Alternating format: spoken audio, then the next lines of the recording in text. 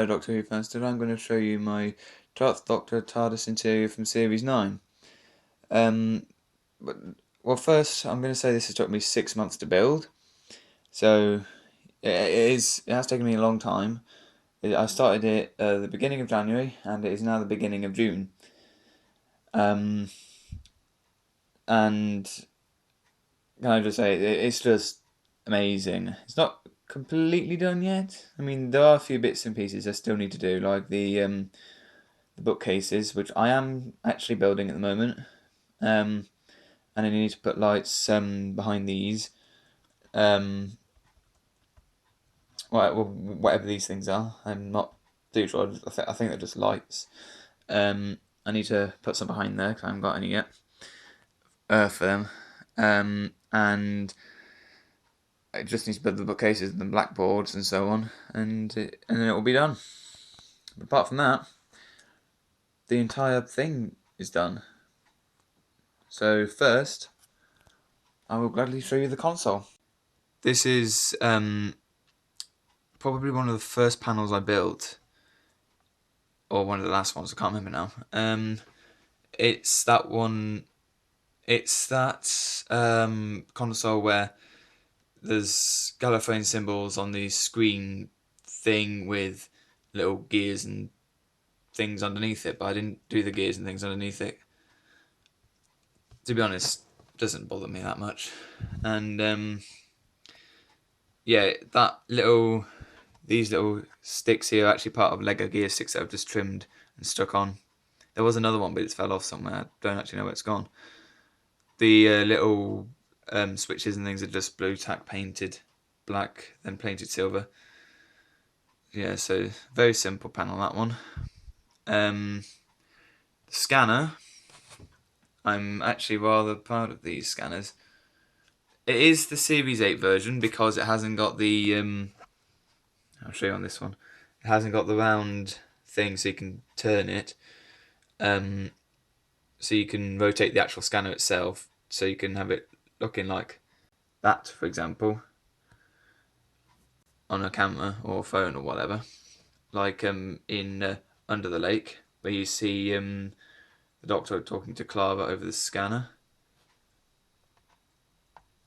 This is actually attached to it by a piece of wire that is threaded through some what's it called, foam board, and then stuck on the actual back of the scanner, and then I've added that little cage thing around it. This scanner does not rotate, it only moves up and down. This one, however, does rotate, but it keeps getting stuck.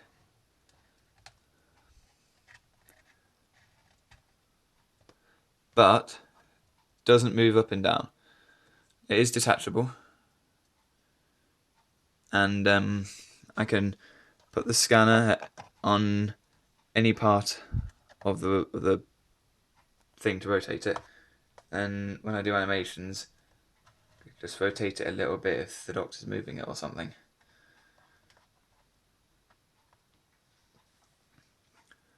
The one of the main panels has got Lego gear sticks on it. 4 here. These have not been modified at all. I know some people do modify them when they make this TARDIS, but didn't see the point in it really. It's not going to bother me that much. And then these, I'm not actually sure what these are for. These things. I know that the Doctor grabs onto one of them as she falls out of the TARDIS in Twice Upon a Time. But I'm not actually sure what they're for. I think they could be something to do with shields or something. I'm not too sure actually. I know they're not brakes because the brakes are all the way over here. So yeah, I'm not certain about what it could be, but I've got theories. I painted dots and things just to represent lights. There are some green ones behind the gear sticks, but you can't actually see them. Painted white dots all around the top of the actual console panels just to represent the little lights on the console. Here is the scanner on the actual console itself, which is rather nice, but again, the controls, they are just blue tack stuck on and painted over with silver and gold and what have you. I didn't quite get the oval shape of the scanner right, but it does its job. And you can see a little bit of scanner design that I've actually drew onto a piece of paper and then stuck underneath it. It works, and it's very shiny because I've stuck plastic on top of it first. So it's that. So it's those 3 panels that I think I did first. Actually, I'm not too certain. Here, I'll just move so you can see it. Here we have the I like to call it the coordination panel. So buttons and things, so you can type in where you're going and whatnot in time and space, which the Doctor has used before. And if I just get the screwdriver, a little sonic charger port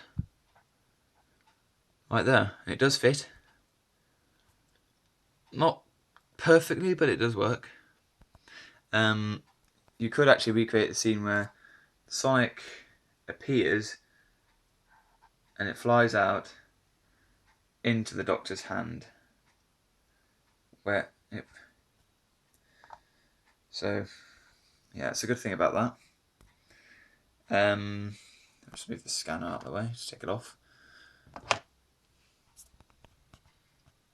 There are some more dials and things. These are the little things that move up and down, but they don't move up and down. I've just literally put a piece of mount board on it and painted all the dots on. There is a blue dot, but you can't actually see it because it's so dark. There's, I think this is a phone actually, because on the TARDIS there isn't actually supposed to have been a phone on the console. Because if you watch Time of the Doctor, the Doctor says, "Remind me to patch the telephone back to the console unit." And yeah, this was actually on it at the time of that anyway. So if it is a phone, I'm wondering why he said that. But I don't think it is a phone anyway. Got the little wire that I have curved myself. It's all tangled up like a normal wire would be. You know, sort of.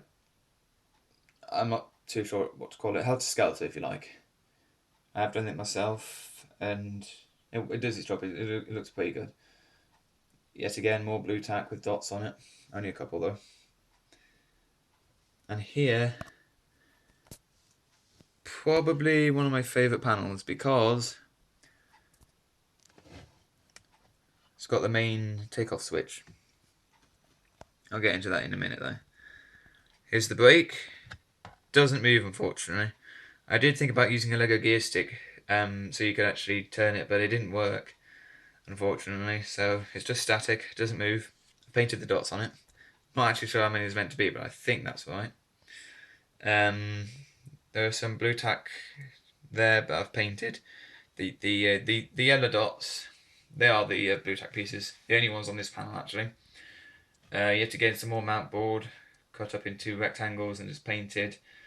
More switches which have been painted at the bottom from the usual grey. More painting on the console for the dots and the lights and so on. I'll show you the little switch in a minute. And there's the TARDIS telepathic interface circuits there, where you can stick your hands into it and think about something, and it'll take you to that place or time or person or whatever. I haven't got the little patterns on it, unfortunately. I did think about doing it, but I just didn't have any way of doing it.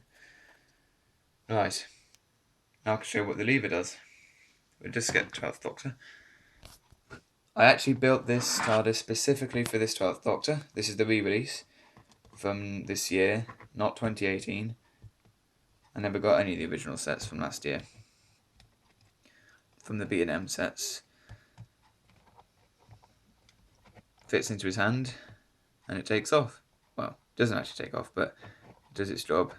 You have to move it you have to move it a little bit up so the Doctor can get back onto it. So you can put it back, forward, back. Yeah, so you can play with the buttons and switches and whatnot, and look at the scanners and things like that. Right. So these are the doors. I've always had intentions to put green screen on it. The green screen is actually just green card, but you can probably tell. And yeah, I'm rather impressed with these doors actually because I built them myself. I know most people just use the actual TARDISes themselves, the 11th Doctor's Flight Control TARDIS mainly, for them, but I've built it myself. And on both sides as well, and they are working, they're both open. You get a nice view of the TARDIS from here. A nice little view.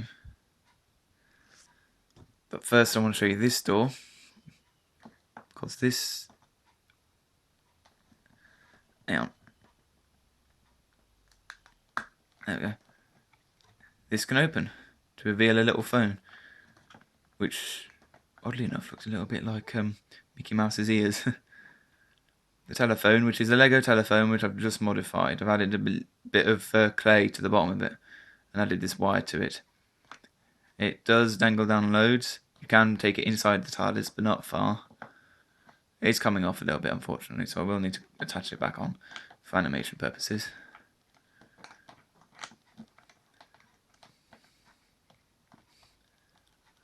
But yeah, that's the little phone door, if I can shut it. There we go. It stays there. It's closed. You do get the little box at the back as well. I'll show you that from the inside view. And this door has got the 12th Doctor TARDIS version of the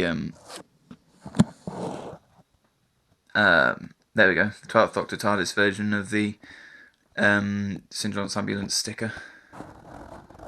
On camera, the door handle and lock look a little bit gold-like, but they're actually just completely silver. Right, I'll show you the doors from the back. I'm going to just shut them first there.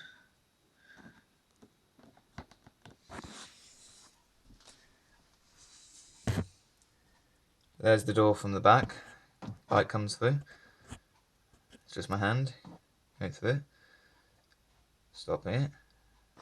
And I have actually engraved these. I did actually have original intention to use plastic straws, but at the time I planned to get the straws, they stopped selling them all over the country actually. But a couple of days after I actually built this, someone I knew bought a buttload of plastic straws over because she knew I needed them. So yeah, but I'm very grateful that she did give me some spare ones. So if I need them for other models, I can use them for them. So yeah, I'm very grateful to her. I did think about redoing it, but that was a lot of work that would have been wasted if I had. But never mind. I have added the little lock on the door, a silver part. And that's pretty much everything to say about these doors.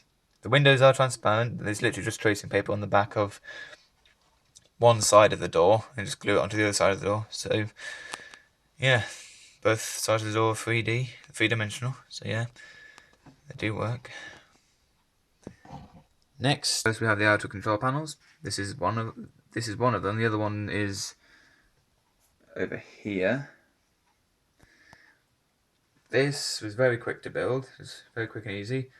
I deliberately added the blue onto the side and onto the back of it, even though I think they're not supposed to be. But I added it anyway because it just looked nice. So yeah. Yet again, more blue tack, but most of it's just mountboard cut up. The little dots that are used for lights, they are blue tack. And that's it for that. I've got 2 chairs. I know there's meant to be 4, 2 on this side, 2 on this side, but I decided not to. I just thought it looked better with only 1 on each side. I couldn't do the lined effect on it that goes across it, but it looks fine as it is.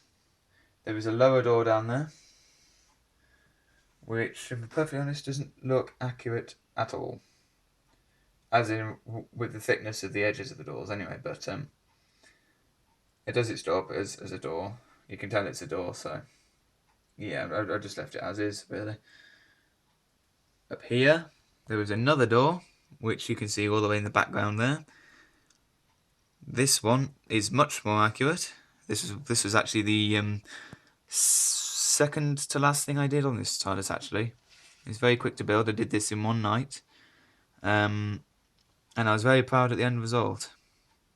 So yeah, I'm very happy with how that turned out. Because it was just very quick and easy, actually. There are 2 sets of stairs that lead upstairs and 1 set that leads downstairs. I tried to do one here, but I just ran out of firm board, as you can see, for the base. So yeah, I couldn't do it. But these stairs I had to do twice. 1 here, 1 there. They both have hand railings on them. This one doesn't go all the way because obviously I haven't done the whole TARDIS.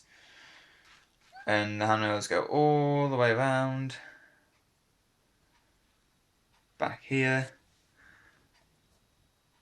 And then they go all the way downstairs. Which were an absolute pain to do, because I had to do it in one long stretch. The set of stairs down here, and this lower platform, if you like, was the first thing I actually built on this TARDIS, actually. I had a bit of help with that from school, so yeah. Yeah, so that's that bit. Move on to the rest of the lower section. This is the underside of the console platform. The L wire that I've used for the time motor is actually all over the place down here, but never mind. It looks good though. This lower section covering little wardrobe that we see very briefly in Bells of St. John and Heart of the TARDIS and whatever it is, really.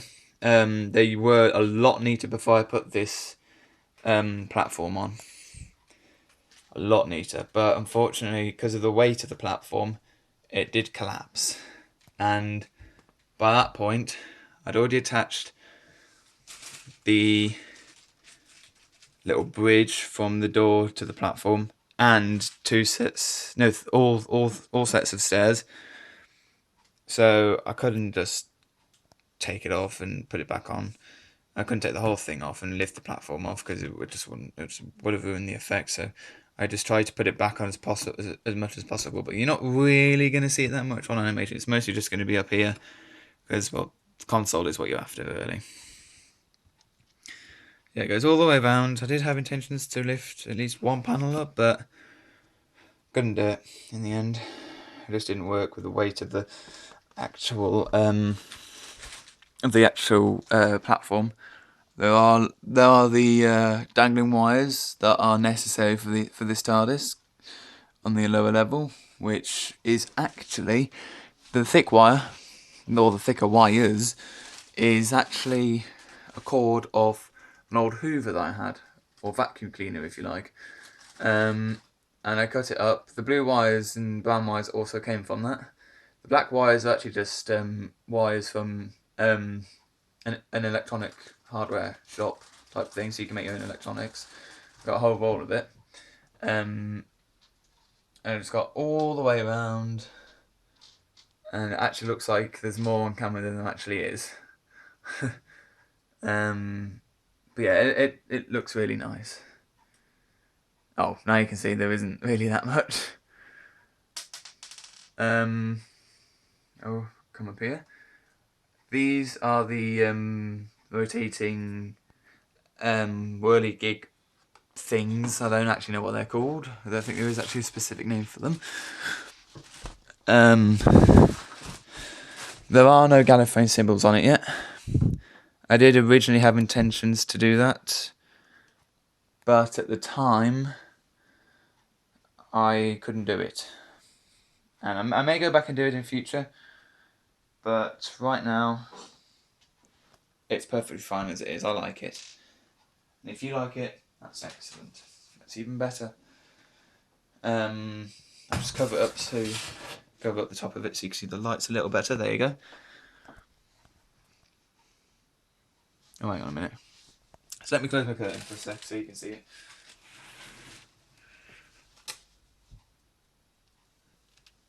So yeah, they do light up. And if I just open the curtain again so you can see it, they do rotate. Each on their own. Although when you move a lower one, they do. This bottom one keeps getting stuck. You can move them all in one go, or have the traditional way of moving it, the proper way, but it's not very easy to do with one hand. Yeah, you can see that's just LY there on in the console for the time motor. Bit wobbly, but you can't expect everything to be perfect, can you? These roundels, they light up. I have put blue tissue paper on top of the mount board, then stuck more mount board on top of it, and then an orange tissue paper on top of it, only a small amount, and then put more round mount board pieces on it and put a light behind it. I'll just show you now. And it lights up. So all the way around, but it's not very noticeable in the light, I'm afraid. You'll notice it more in animations. Yeah, you can just about see it. The rectangle things at the top, the light areas, are not actually lighting up because there's no LED lights behind it, but there will be. There will be at some point. I just ran out of my last slot. Down here we have these round things, whatever you want to call them. They were, well, these walls were the first things I did actually, with the exception of the stairs. It was absolute agony having to do those hexagons about 50 times over. I think it was more than that actually, but never mind. But yeah, what I've done is, just sit this side, you can see it better. Used some foam board and cut out circles and put out a little square in the middle of it on one side. Make sure not to go all the way through, and stuck a light behind it, and it does work as you see it. So it's very good. It does work rather well. And I didn't put all 4 lights. I didn't put lights behind all 4 on the lower platform because it's not necessary really, because you wouldn't really see it that often anyway. But you'd see it on other sections like these walls where you would see all of them. The light bars going up along with the wall, I deliberately not put lights in them. I just painted them white because I ran out of lights. But they actually work rather well as well. They do look good when the lights are on and off. And up here, I've also added white dots around the edge of the upper platforms because I also ran out of lights, and I haven't got any lights that small either. And to make it more accurate, I didn't add anything on this one, just painted the little bar silver like you do see on the actual TARDIS. And the last thing, I did build the ceiling section, and you do get the round things at the top, and they will light up once I get more lights. You get 2 on this side and 1 on all the others. So yeah, I'm very happy with how this TARDIS turned out. It was better than I was expecting, actually. Much better. Let's pop the screen back on.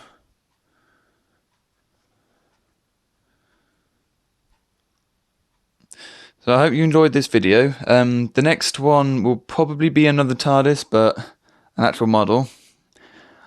I am modifying my Fourth Doctor custom TARDIS that I built about a year, not a year, about 3/4 of a year last year. And as my first proper video after the trailer that I did, I will be modifying that, and that will probably be the next video. So I hope you enjoyed this video. So like the video and make sure you leave a comment below in the comment section and subscribe for more videos. Thanks for watching.